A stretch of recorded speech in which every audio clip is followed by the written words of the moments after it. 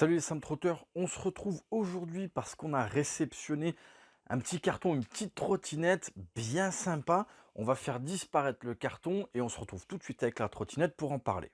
On se retrouve donc ici avec la trottinette Yepmi 80 de chez Yepmi. C'est la trottinette entrée de gamme de chez Yepmi. On va le voir qu'il y a un très bon rapport qualité-prix. Pour commencer, on va faire le tour un petit peu de ce qu'on a quand la trottinette arrive. Donc bien entendu, on a la trottinette, on a le chargeur. Alors moi, il y a des pièces un petit peu différentes puisque c'est un véhicule de prêt. D'ailleurs, j'en profite pour remercier Yepmi de l'envoi et le prêt de cette trottinette. Mais dans l'idée, donc on a la trottinette, on a des outils pour pouvoir monter ici deux trois petits trucs au niveau du guidon. On a les poignées et bien entendu on a les clés puisque on va le voir, la Yepmi 80 c'est une trottinette qui se démarre avec les clés. Donc tout simplement au niveau du montage, je ne vais pas le faire parce qu'on va le voir, c'est vraiment très simple. Ici au niveau des poignées, avant de mettre les poignées, on a la poignée de frein etc.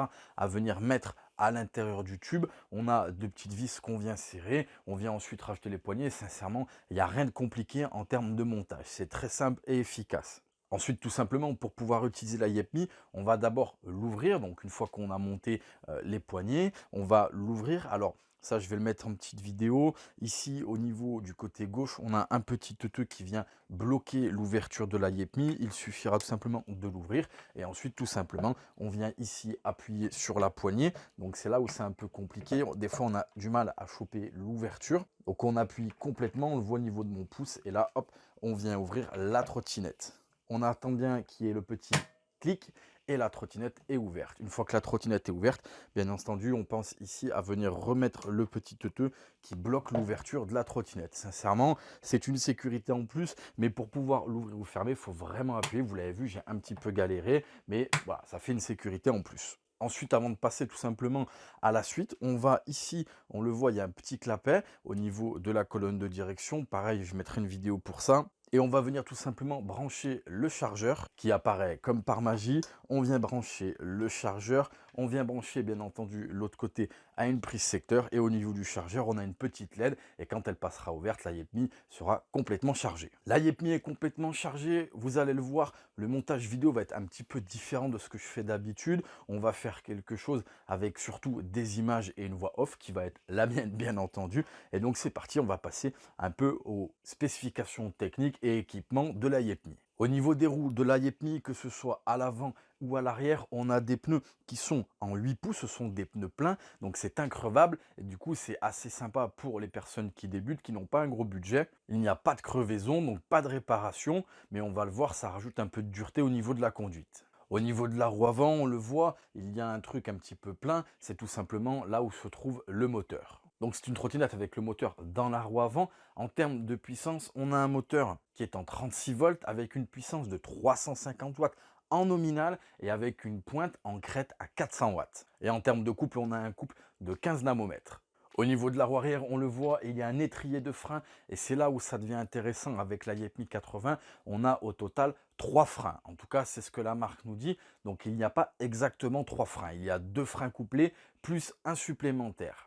Donc au niveau des deux freins couplés, quand on va activer ici le levier de frein, ça va bien entendu activer de manière mécanique ici au niveau de la roue arrière et du disque de frein. Et en même temps, ça va activer un frein magnétique au niveau du moteur. Et si ça ne suffit pas, au niveau de la trottinette, on le voit ici, ce qui nous sert de garde-boue est également, ici on le voit, il y a une petite accroche pour le pied, va venir nous servir de frein pour encore augmenter le freinage. Au final, ça donne quoi? Ça donne un freinage qui est vraiment performant. On peut bloquer les roues très facilement, peu importe le poids de l'utilisateur. Donc il faut faire attention, si on bloque une roue, ça rajoute de la distance de freinage, mais si on arrive à gérer correctement, éventuellement les 3 freins en même temps, on a un frein qui est vraiment percutant et qui nous arrête très rapidement. Au niveau des suspensions, on a une suspension avant ici au niveau de la colonne et au niveau de la suspension arrière, on va le voir, elle est sous le deck, donc elle n'est pas très visible, mais elle y est. Donc petit point, on le verra après l'utilisation, il va y avoir une partie de la vidéo qui va être consacrée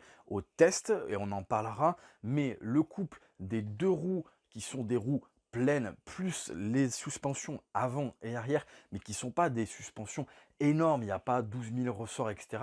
C'est vraiment du simple. On a une suspension à l'avant, une suspension à l'arrière, encore une fois, simple et efficace. On a quelque chose d'assez raide en termes de conduite. C'est pas quelque chose d'extrêmement souple et c'est pour ça que ça en fait une trottinette surtout urbaine et qui, dans l'idée, n'est absolument pas fait pour les trottoirs, enfin les sauter, pour franchir au niveau des chemins. C'est vraiment une trottinette urbaine, piste cyclable, éventuellement trottoir, mais comme je dis, ce n'est pas fait pour les franchissements, les sauts, etc., etc. Au niveau de la batterie, on a une batterie qui est de 36 volts, 10 ampères heure et de 360 Wh. Quand on prend en compte le moteur plus la batterie, en termes d'autonomie, Yepmi nous annonce environ 40 km. Très sincèrement, non, je n'effectue pas les 40 km, mais bien entendu, moi la trottinette, je l'utilise un peu hors de sa catégorie. Je fais exprès de prendre des côtes, etc. Donc avec mon poids et une utilisation un peu intensive, voire trop, j'en fais moins. Je fais environ une trentaine de kilomètres. Mais si on utilise la Yepmi correctement sur des routes tout à fait classiques, avec un poids moyen, effectivement, on peut commencer à venir avoisiner les 40. Moi, j'en ai fait un petit peu moins. En termes de vitesse, eh bien, c'est une trottinette qui est tout simplement bloquée à 25 km/h. Elle a 3 menus, on le verra tout à l'heure au niveau de l'écran. Mais en termes de vitesse maximale, c'est 25 km/h. En parlant de conduite, par rapport au moteur et à la puissance du moteur, Yepmi annonce que la trottinette peut gravir des côtes jusqu'à 20 degrés. On verra, on en reparlera lors du test routier. On va voir que c'est très intéressant au niveau des pentes. Au niveau du démarrage, comme on l'a dit, c'est un démarrage à clé. Ça rajoute une sécurité, c'est assez intéressant. On ne peut pas partir comme ça avec la trottinette. Et petite précision, quand la trottinette est démarrée à clé, on va le voir, si on appuie sur l'accélérateur, la trottinette ne va pas se déclencher. Pourquoi? Tout simplement, c'est encore une sécurité. Pour pouvoir déclencher le moteur, il faut d'abord pousser avec son pied, c'est-à-dire que c'est un moteur qui ne se déclenche pas à l'arrêt, mais qui se déclenche une fois lancé. Là aussi, je trouve ça assez intéressant. Au niveau du cadran, on a un cadran digital avec un bouton on-off, un bouton pour pouvoir déclencher les feux. On a également un bouton de sélection des modes de conduite. Au niveau des modes de conduite, je l'ai dit, il y en a 3. Le premier qui est une sorte de marche un peu soutenue, on est aux alentours de 5 km/h. Le deuxième mode qui est aux alentours de 15 km/h. Et le dernier mode, le troisième, qui pousse la trottinette jusqu'à 25 km/h. Et la dernière touche qui est la touche du klaxon. Un petit point au niveau de 2-3 petites choses qu'on vient d'évoquer. Le klaxon que je trouve vraiment intéressant, au-delà d'une sonnette, je trouve qu'il est pas très fort, mais le son est un peu aigu, un peu strident, donc les gens nous entendent bien.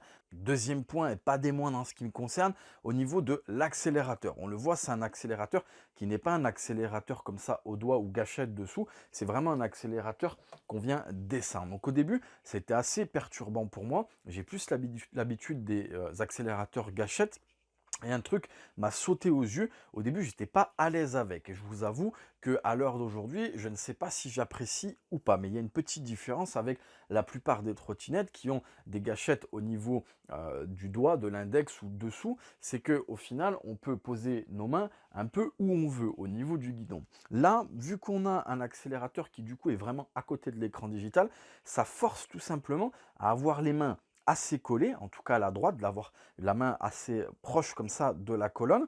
Et vu qu'on a la gâchette dans ce sens-là qui tourne, et ben pour le coup, on a une tendance, puisqu'on ne peut pas avoir la poignée de la trottinette en prenation complète. Donc prenation, c'est quand je viens saisir comme ça. On ne peut pas avoir toute la prenation au niveau de la poignée.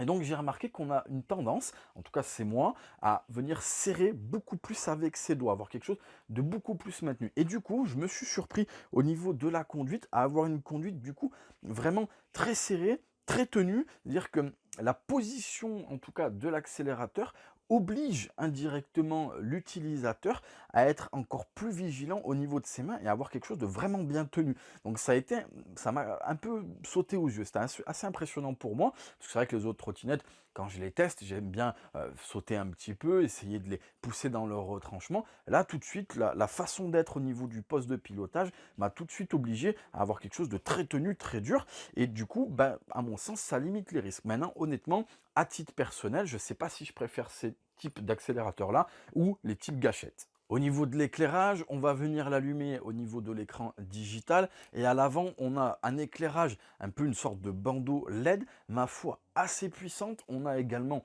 un éclairage arrière qui va être donc un éclairage plus un feu stop quand on va venir freiner. Au niveau de l'éclairage, c'est très bien, le feu arrière est vraiment assez visible, même de loin. Quand on freine, il vient clignoter, pas de problème. On a de plus les bandes réfléchissantes, je pense notamment à la nuit. Et au niveau du bandeau avant, pour le coup, on a quelque chose d'assez haut, donc qui vient projeter assez loin. On a 3 bandes, ça donne un bandeau lumineux assez large, même à distance. Donc pour le coup, la nuit, c'est quelque chose d'assez agréable.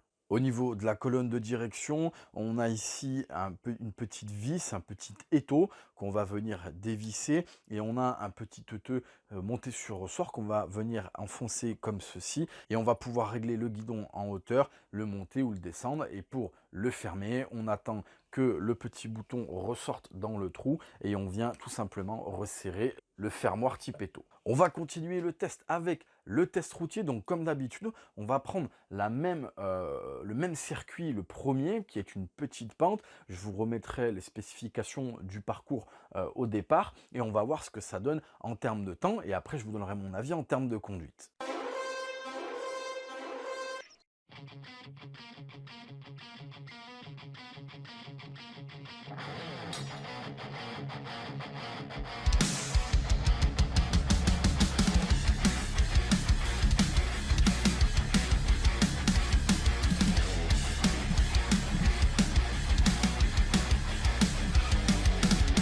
Wheels of fire. Voilà pour le premier parcours. Un point intéressant, on l'a vu en termes de temps ce que ça donne. Donc pour le coup, c'est plutôt honorable pour une trottinette d'entrée de gamme. Mais quelque chose d'assez intéressant, alors sauf vers la fin du circuit, puisqu'on l'a vu, la fin commence bien à monter. Mais quand on est dans ce que nous préconise la marque, c'est-à-dire des côtes allant de 0 jusqu'à 20 degrés, et bien pour le coup, quelque chose de très intéressant et bien joué Yepmi, c'est que avec la puissance du moteur qui est à 350 watts, mais qui peut aller en crête à 400 watts plus la batterie, et bien pour le coup, jusqu'à 20 degrés de côte, sincèrement, pleine charge, j'arrive à atteindre les 25 km/h. Alors il faut un petit peu de temps, hein, quand la montée débute, il faut le temps que le moteur commence à être un peu plus poussif, mais j'attends les 25 km/h sans problème.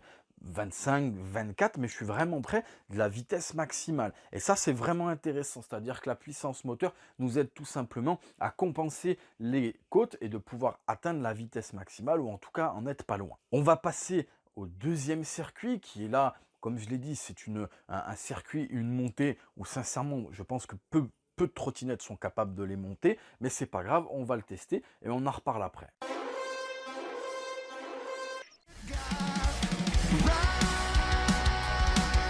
Straight on through the flames that burn so high. In the name of freedom, ride. It's the only. Comme vous venez de le voir, sans surprise, la trottinette ne monte pas. Pour l'instant, j'ai aucune trottinette qui a été capable de le monter, en tout cas jusqu'en haut. Et c'est très bien puisque ce n'est pas fait pour. La marque nous l'a dit, ça va jusqu'à 20 degrés. Après, c'est pas fait pour. En termes de conduite, je l'ai dit, mais je le rappelle, là, on fait le tour un petit peu de la trottinette. On a une conduite effectivement qui est un peu raide. Au niveau, on a les roues qui sont en gomme dure, on a des suspensions qui sont là, mais comme je l'ai dit, il n'y a pas 2, 3 bras de suspension, des ressorts de ouf, donc on a quelque chose de simple, de basique, et que, du coup, ça fait une trottinette qui est assez raide. Mais, encore une fois, si on utilise cette trottinette dans la préconisation que nous a fait la marque, c'est-à-dire que c'est une trottinette qui est faite pour être en milieu urbain, et bien pour le coup, ça fonctionne très bien. Et à l'inverse, le côté dur qui nous donne au niveau du pilotage, du poste de pilotage, une sensation d'avoir quelque chose de robuste entre les mains, pour le peu de franchissement que j'ai pu avoir, vous savez, au niveau des trottoirs, des fois, il y a des petits bouts de trottoir comme ça, un peu carrés. Avec des pneus normaux, on a un petit peu peur éventuellement de faire une crevaison ou, je sais pas, d'abîmer le truc. Là, pour le coup, les franchissements, j'ai pas réfléchi, j'y suis allé. Ça a tapé parfois, mais voilà, je sais que c'est quelque chose de robuste. J'ai 2 pneus pleins, j'ai des suspensions qui qui encaisse, certes un peu dur, mais qui encaisse. Donc pour le coup, quelque chose d'assez résistant. Au niveau du second circuit, en termes de montée, on l'a dit, ça ne fonctionne pas, c'est normal, c'est préconisé par la marque. Mais pour le coup, au niveau du dernier circuit, il y a aussi du off-road. Et là, je l'ai testé. Bon, là, c'est pareil. Oubliez, c'est pas fait pour le off-road. Les pneus sont pas adaptés. La conduite est pas agréable. Ça tape dans tous les sens. Les pneus sont, à mon sens, trop petits. Bref, c'est pas fait pour. Et encore une fois, tant mieux. Yepmi nous l'a dit, ce n'est pas fait pour ça. En résumé, au niveau des points positifs, on a une trottinette qui démarre à clé, ça c'est intéressant, une sécurité en plus. On nous a rajouté une sécurité au niveau du pliage, ça c'est très bien également. On a un frein, en tout cas des freins vraiment qui fonctionnent très très bien. De plus, on a un frein à pied, donc ce qui est possible puisque on a un pneu plein, donc on peut appuyer dessus. On va user un petit peu le pneu plein, mais beaucoup moins qu'une gomme molle. Donc l'accent est mis clairement sur la sécurité au niveau des freins. Et on rajoute à ça un bon éclairage, un écran digital visible.